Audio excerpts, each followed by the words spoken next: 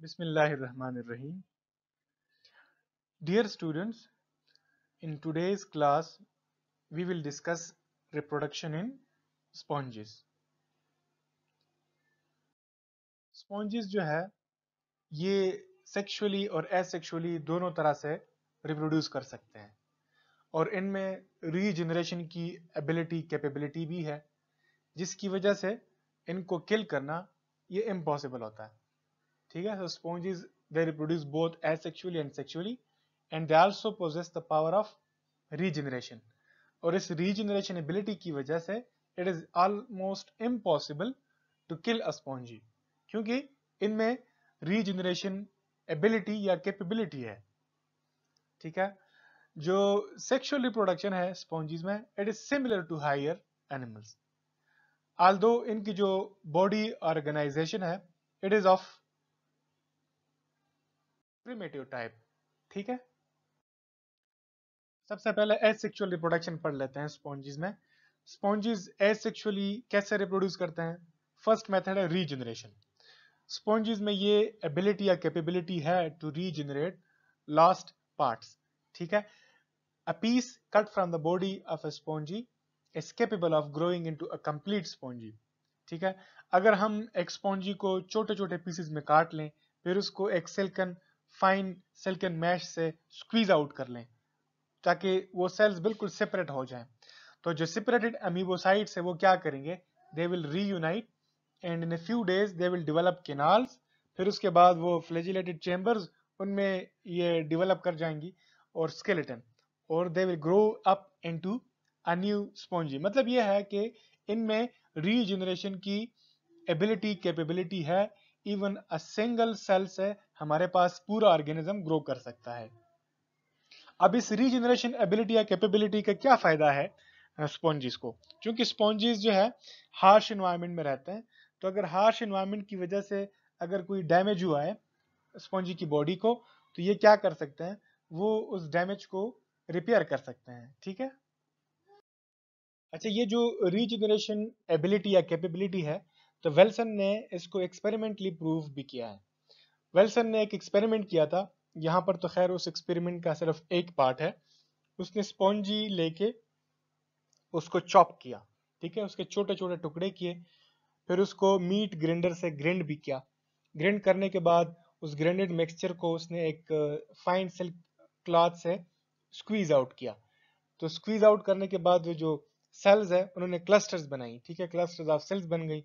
फिर वो जो रीयूनियन मास है उसमें एक नेटवर्किंग उसकी हो गई, रेटिकुलेट या नेटवर्क सा बन गया. ठीक है. और फिर उसके बाद फॉर्मेशन ऑफ स्पॉन्जिलेट और फिर वो पूरा स्पॉन्जी बन गया. तो ये एक्सपेरिमेंटली वेल्सन ने प्रूव किया था. वेल्सन ने साथ में ये भी किया था जो कि यहाँ पर नहीं है. उसने डिफरेंट स्पॉन्जेस लिए थे और डिफरेंट स्पॉन्जेस को सेपरेटली चॉप करके फिर ग्राइंड करके फिर मिक्स किया और फिर जो है उसने इस क्लॉथ से स्क्वीज आउट किया. तो उसने ये भी प्रूव किया था कि जो सेल्स है एक स्पीशी के cells they did not interact और form associations with the cells of the other species. ये भी वेल्सन ने प्रूफ किया था. ठीक है.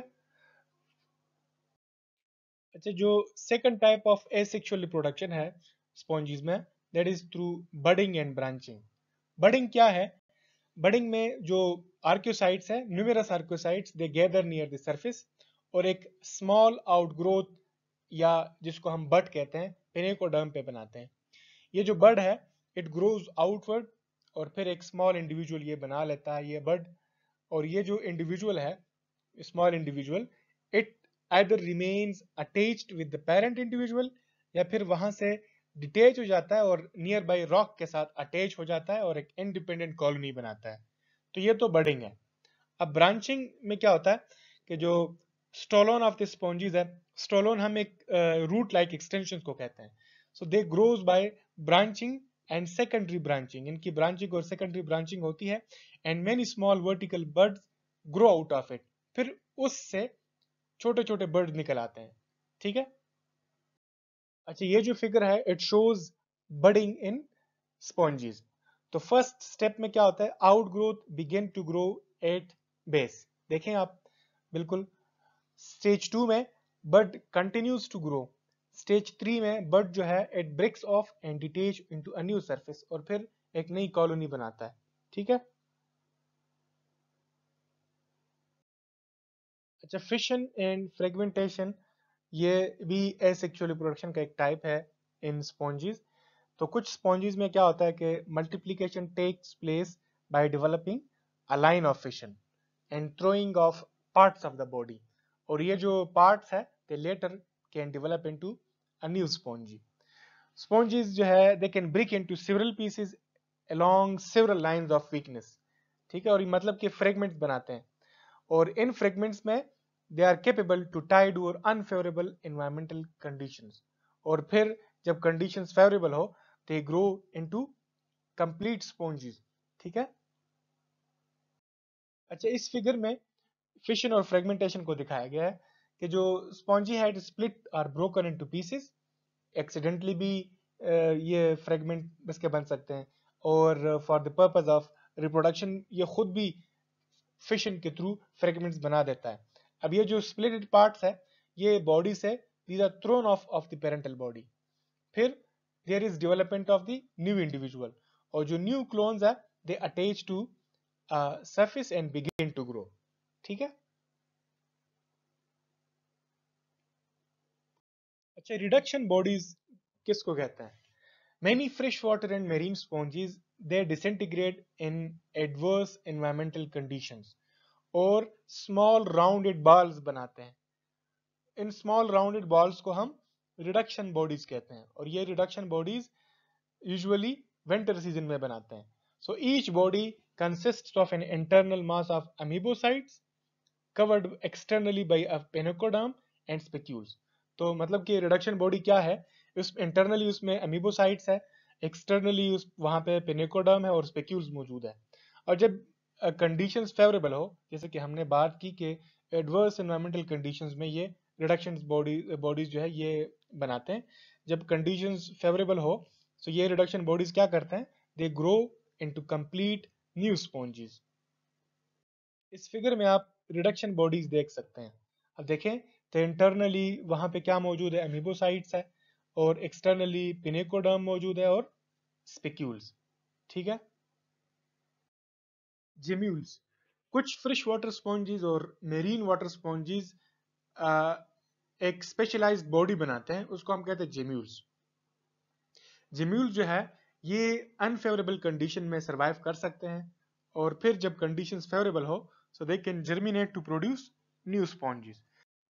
जेम्यूल फॉर्मेशन के लिए आर्क्योसाइट्स जिनके अंदर ये food material in the form of glycoprotein या लाइपोप्रोटीन मौजूद होता है, वो एग्रीगेट हो जाते हैं इनटू अ मास, और फिर अमीबोसाइट जो है इस सेंट्रल मास को सराउंड करता है, और एक thick hard chitinous layer inner layer secrete करता है, और आउटर साइड पे एक मेम्ब्रेनस लेयर जो है वो सिक्रीट करता है। ठीक है। इस फिगर में जेम्यूल को दिखाया गया है। तो आप देखें तो इनसाइड हमारे पास क्या है, आर्कियोसाइट्स है, फिर इनर मेम्ब्रेन इन आर्कियोसाइट्स को कवर करता है, फिर उसके बाद आउटर मेम्ब्रेन है। ठीक है। ऊपर आप देखें तो माइक्रोपाइल लिखा गया है। माइक्रोपाइल क्या है? माइक्रोपाइल एक ओपनिंग है। ठीक है।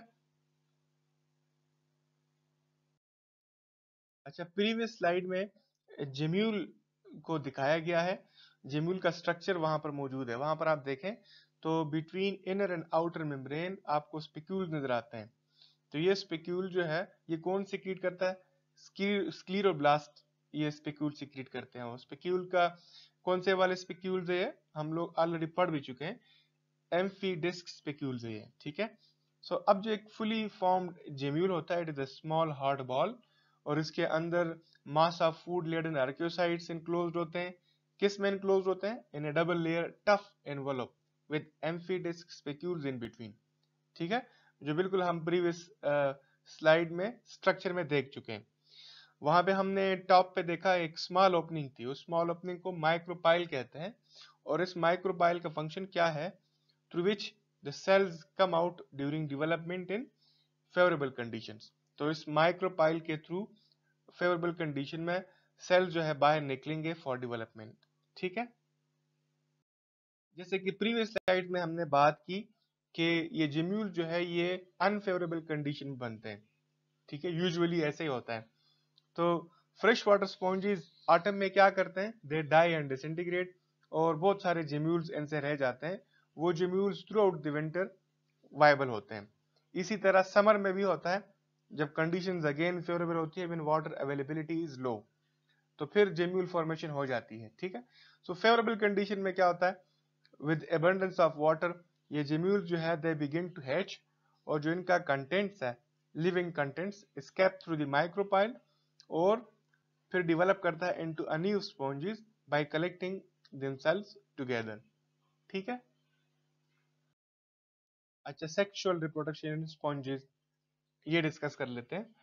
सो sexual reproduction normal sexual reproduction की तरह है, which involves formation of sperms and ओवा। ये जो स्पर्म्स और ओवा या ये जो सेक्स सेल्स है, ये कहाँ से अराइज करते हैं, दे अराइज आइदर फ्रॉम आर्कियोसाइट्स, या तो आर्कियोसाइट से अराइज करेंगे, और कोएनोसाइट्स।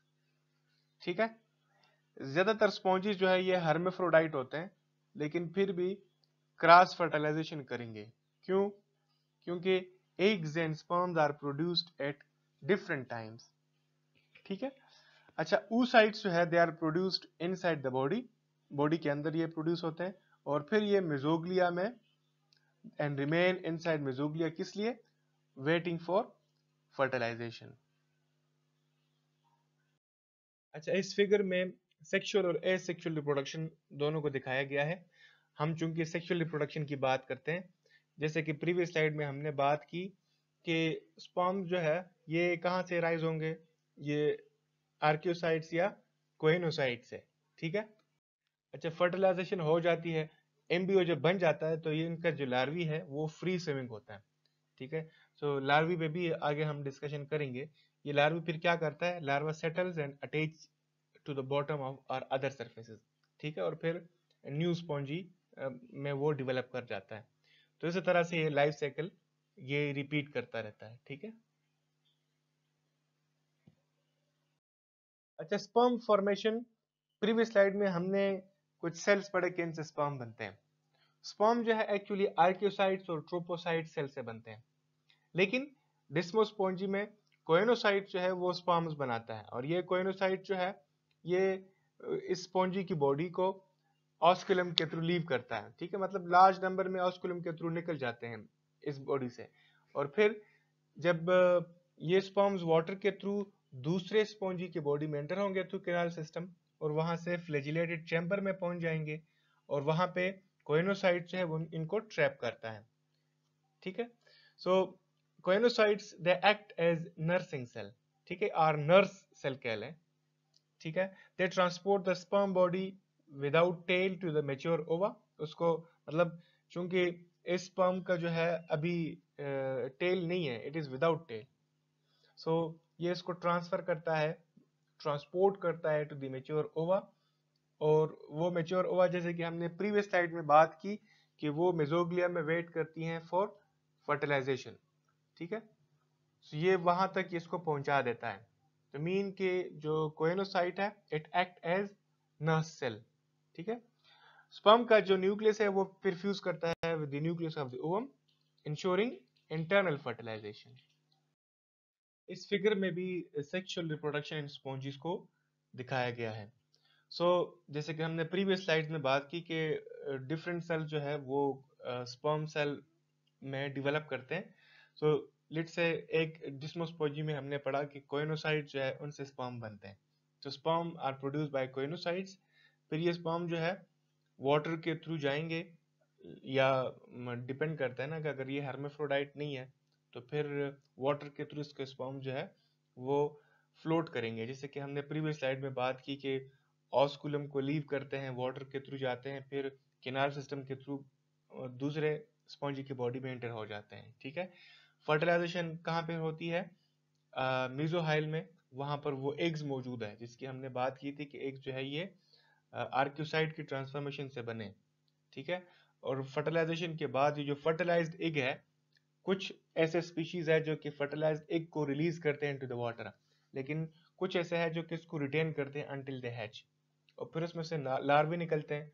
और ये जो लार्वी है ये फ्री स्विमिंग है, फिर उससे वो न्यू साइट के साथ या न्यू रॉक के साथ सेटल होके वो न्यू स्पॉन्जी बनाता है। ठीक है।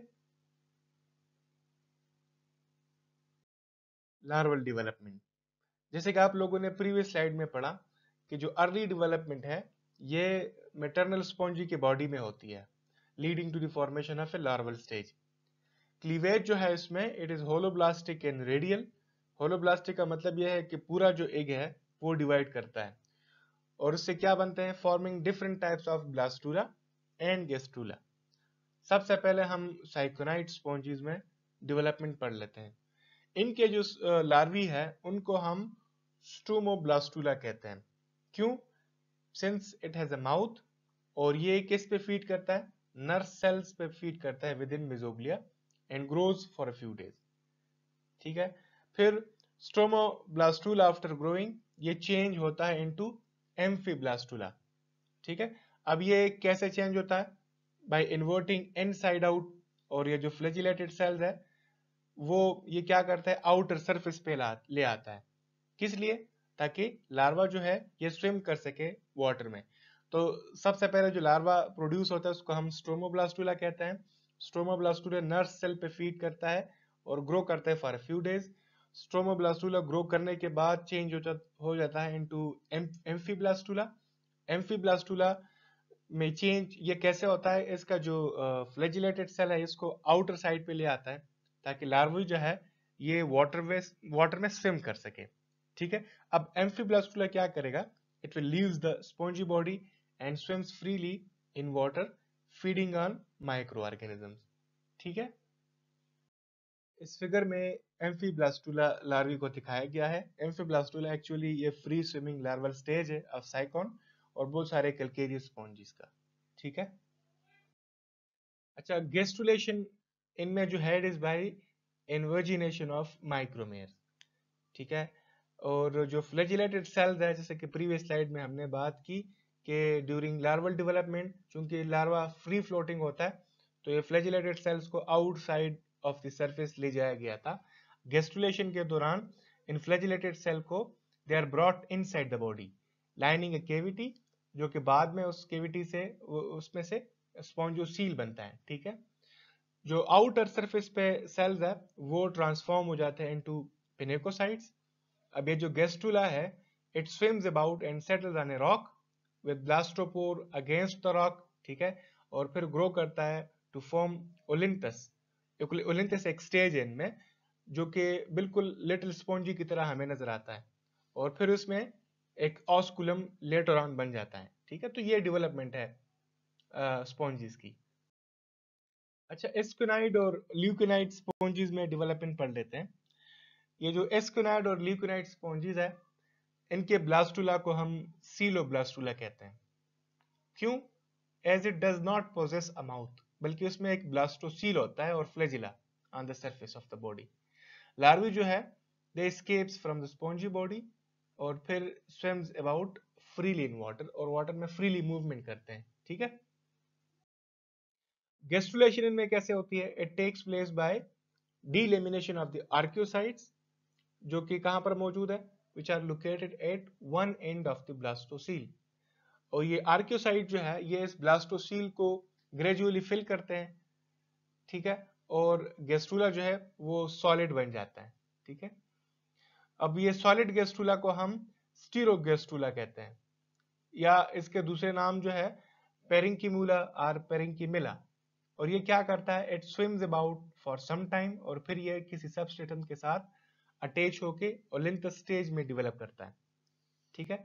जो इनर आर्कोसाइट्स है they migrate to form pinacocytes on the surface, और जो आउटर फ्लैजिलेटेड सेल्स है दे माइग्रेट टुवर्ड्स इनसाइड ताकि कोएनोसाइट्स बनाए lining the spongocoel. Development with rhagon larva. Spongilla में जो लार्वा है it is different from parenchymula और इसको हम रेगॉन लार्वा कहते हैं because it has a tent like body with a broad flat base. उसको हम हाइपोफेयर कहते हैं और बॉडी जिसकी है वो कोनिकल होती है और उसको स्पॉन्जोफेयर कहते हैं। ठीक है। उसका जो अपर एंड है वो नैरो होता है और वहां पर ऑस्कुलम जो है वो लोकेटेड है। ठीक है।